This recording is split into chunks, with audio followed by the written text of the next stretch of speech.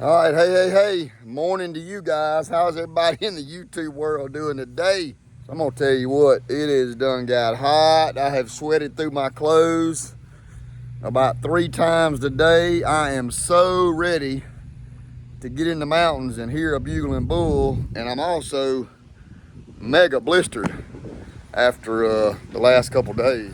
Whew. But I am glad to be home. Julie and them, hey Junior, look at her. Hey man, hey.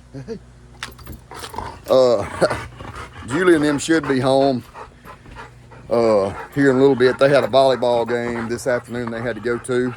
So me and y'all are gonna go up there, finish getting the rest of my gear all packed up and thrown in my bags and bow case, and I'll be done. All right, so I'm up here. Y'all will have to excuse the messy hunting room up here. I don't know, it's gonna be out of focus, but all the deer and all the horns and stuff. But I'll show you kind of what I'm doing. Okay, here we go. I got mostly all my stuff kind of laid out up here on the bed. So here's a good story, and this will probably be a video for another day. Okay, so you see one hat, two hats. I hadn't decided which hat I'm gonna hunt in yet. Okay, I just don't know.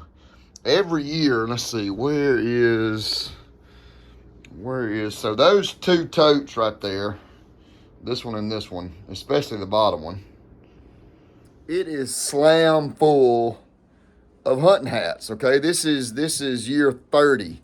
So every year I go to New Mexico or Colorado or wherever it may be elk hunting, I take a different hat for every single year. And when I get done every year, I don't wear that hat anymore. And I did the same thing for turkey season. I probably started collecting my turkey hats maybe when I was probably maybe 15, 16 years old. So I got my turkey hats in there too, but especially my elk hats. And then after my elk hunt, then depending on the success or the lack thereof, then under the bill, I turn it over. I write down who was there, me, Dad. Sometimes it was me and Dad and Tim and Josh and John David. I write the deer. I write the dates, and I write what kind of success we have and just a little something about the hat under the bill, and then I retire that hat. So pretty cool story. I tell you what I'll do, maybe after I get back from this trip, I will do a quick video on all my hunting hats, and I'll kind of go over the years all the way back to 1996 whenever I started, and we'll kind of go over those together. Anyway, I hadn't decided exactly what hat I'm gonna take yet, but I'm gonna take one of those. Kind of just depends on, I'll probably take them both, wear them out there, see which one I like the best, and then I'll figure it out. But let me come over here. I'll show you kind of how I got my gear. I got my gear kind of laid out. I'm going to shoot my bow probably this afternoon and then tomorrow morning, and then I'm gonna pack it away, because I really can't put all my stuff in my bow box until I get totally done with my bow. But I'm pretty happy with how it's shooting. So I basically got kind of everything laid out like I wanted. Like I said, the biggest part of what I pack is socks and underwear, because I'm gonna have plenty of socks and underwear. On my long johns, I think I got maybe two. I got a thin pair, kind of a medium pair, and a thick pair. And then kind of the same way on the long john tops. I keep a thick long john top, a thin long john top, and then a medium long john top. And that's my first layer. These shirts right here really don't add anything as far as a warmth deal goes, but they are super comfortable, these Sitka shirts, and they all have a hood. Y'all have seen me wear them, and they unzip way down. Sometimes I'll wear them as my second layer, even though they don't insulate. This one I cut the sleeves off of about 2 years ago for some reason. Y'all probably know why. They don't really add any kind of insulation. As the sun comes up and then it heats up, then I'll take my long john top off, and then I'll just put that one on, and then I'll have a vest which I can put in my pack if it gets warm. I always, guys, always, this rain jacket right here has been with me all the way back to when I went to Alaska. I think that was maybe '02, '03, maybe. Dad and I went to Alaska. Always got this Sitka. I don't even remember the name of this Sitka, but it's a Gore-Tex. It is a bad jacket. I love it.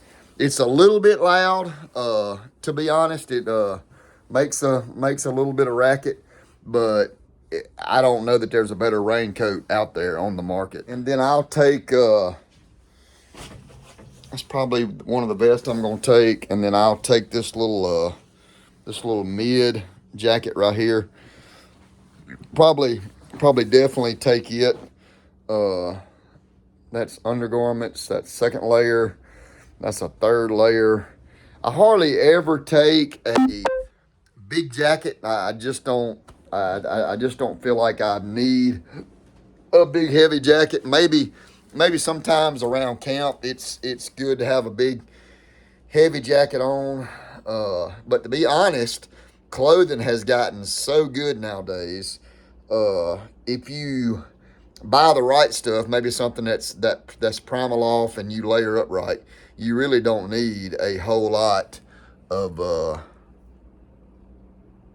just a whole lot of big heavy stuff. So probably what I'll do is I'll come over here. I know I don't ever need that Sitka jacket. It's just too heavy. I might take something kind of that weight right there. Maybe my toboggan. Gotta have my toboggan. And then other than that, that's gonna be about it. So trying to think, I got all my knives, all my lights. They're over here to the side. My knives, y'all saw, I've packed up already. My pants, I'll go over my pants in a minute with y'all, show you kind of how that mountain pant is set up. I got my big pack that I'm going to put the rest of all of these clothes will fold up and go in that bow case right there. Once I get my bow in it, I'll roll it up, put all that stuff in it. Got that. Ooh, I got gloves, head net if I need it. That was not my, so this toboggan right here, this dude right here, look, it's kind of a full face deal. I would hate to know. I got this when I was maybe a sophomore, junior in high school. It's a wonder it has not fallen apart. They don't make stuff like this no more. Unbelievable. Just, I love it. Even if I don't wear it, I'm going to have it with me. Also, I'll let y'all in on a little secret. Y'all know what that is? This is a North Face sleeping bag that I took to Alaska. And this is an old REI sleeping bag, and that's a pad. A sleeping pad. So to keep from giving it away completely, and that right there is a tent. Still not going to tell you where we're going. I'm still not going to tell you exactly what we're doing, but that stuff's going with me. So it's going to be a little bit different than what y'all have seen before, and I'm super duper excited just about this whole deal. But I'm finna start getting this stuff kind of packed up, and some of it in this bag, and then I'll kind of show it to you as it condenses some. All right, so my pile over here is gone. I gotta come get my one pair of tall boots, and my bow case is gone. So once I got my bow in here, then y'all will kind of see. Excuse all the Saks underwear. So I got clothes packed everywhere around that bow case right there, and around my bow. And I got clothes. I got jet, basically got everything I need, and I'll show you right here. I mean, it zips up. Other than right there, I got my gas, some of my gas right there. I mean, there it is. It's zipped up ready to go.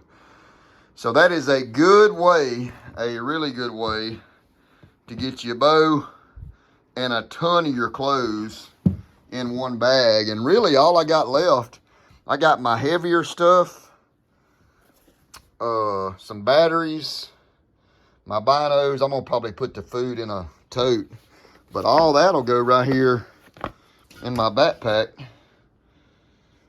I'll be ready to put it in the truck. All right, so I got the rest of my clothes in my pack. I got my 2 vests on the outside, got my bugle tube there.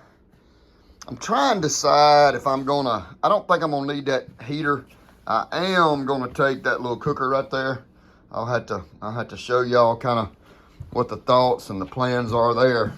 The only other thing I gotta get is my sleeping bag, my pad, and then I got a pillow right there. I have everything I need. So let me take it outside and come on, I'll show y'all the truck. All right, so got me a shower. I didn't show y'all everything that was in the truck, but the truck's loaded up and ready to go. It's since we're doing this a little different, I'm gonna be honest, it's pretty dang full, but I got me a shower, got cleaned up. It is hot in Mississippi. I'm talking about hot, hot, hot. So I'm so glad. I talked to a guy this morning out there where we're going hunting, and it was actually a pretty big frost out there this morning. So I am really looking forward to going and just being in the mountains, if nothing else, for some cool weather. So unless something changes, about 3 o'clock in the morning, me and Dad are gonna get on the road. And I hope y'all enjoy this episode of Follow the Fanchers. I hope you enjoy the elk trip. And, you know, you never know when one's gonna be your last. I will say this. We really need to be praying for our country. Pray for our country. Today's 9/11, the horrific assassination of Charlie Kirk yesterday, y'all. There's always been evil in this country, but we've got to pray for this country. Christians, we got to pray. People are asking why. Why does it happen? What's going on? Well, there ain't but one reason why, and that's because the devil. And Satan is real. But I tell you who else is real, and that's Jesus. If you don't know him, find somebody to talk to, because living for him and asking him to come into your heart and letting him be your personal Lord and Savior, there ain't nothing like it. And always remember, read the Bible. I've read the end of the book. I know who wins in the end, but appreciate y'all following the Fanchers. God bless. Jesus saves. We'll see y'all on the next one. We'll be in the Rocky Mountains. Have a good one.